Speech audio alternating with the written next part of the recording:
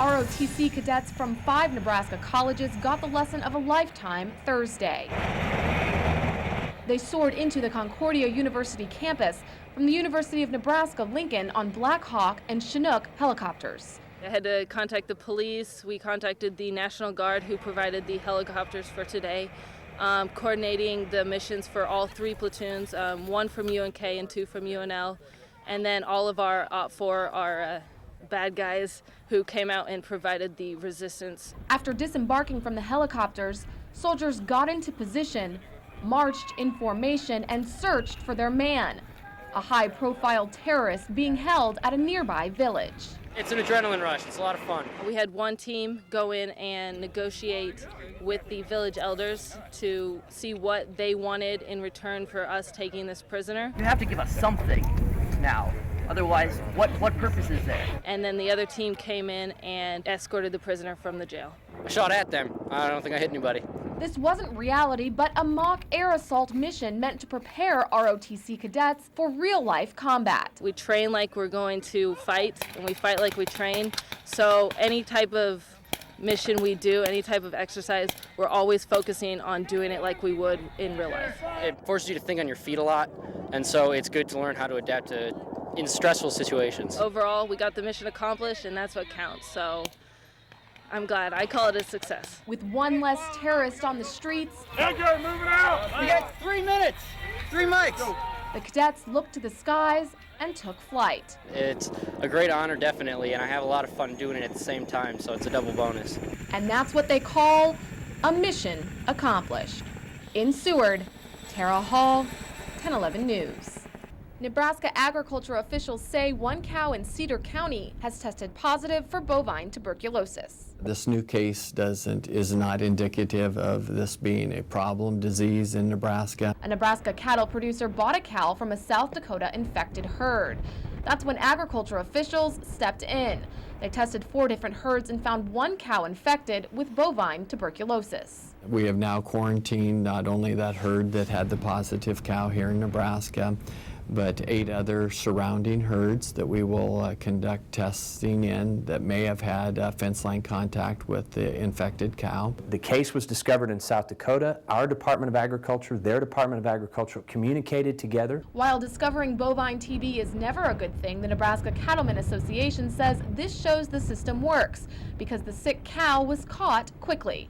We were able to determine what herds had been affected. In other words, what herds had bought cattle from that infected herd in South Dakota. Those herds were then tested, which is very much protocol. The last one, was found to be positive. In other words, she was found, so she did not enter commerce. So we're anticipating that the opportunity for this disease to have spread will be very limited. Which the Cattlemen Association says is good news worth celebrating. It's springtime, fire up the grills, let's eat a lot of beef.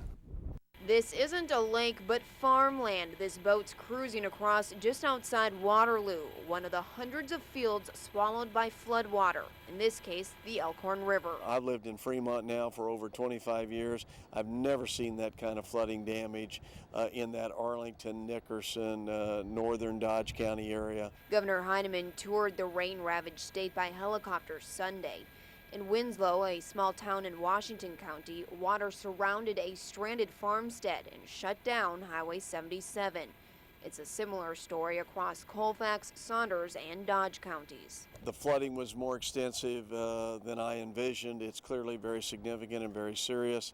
If you look at that area from Waterloo up to Nickerson, Arlington, across to Winslow, Hooper, Scribner, and Schuyler, that's some of the most extensive flooding I've ever seen in the area. We just landed in Grand Island briefly, and after more than 2.5 hours in the air, it's clear to see that the flooding is widespread. I asked NEMA's assistant director, how does this compare to the flooding of 2008? He says it's on a much bigger scale. Just north of Schuyler, cars sit submerged in water at a deserted gas station, and the main road through town has disappeared, along with the bottom half of most houses, surprising even one of Nebraska's top emergency management officials. This is kind of the worst flooding I've seen in the state of Nebraska. It's definitely the worst flooding I've seen in the last 10 plus years that I've been in this position.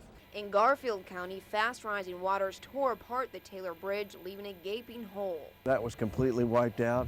I assume we're talking 8 to 10 months to repair that bridge from what I've been advised. In the coming days, the Platte River will be under close watch with waters expected to rise. Officials say the flood of 2010 will likely be worse than the worst in the state's history in 1993. We're starting to rival those levels in terms of volume of water to the extent of damage that we're seeing. The community of Wilbur, Nebraska is mourning the loss of one of its younger members following a fatal car crash Tuesday evening.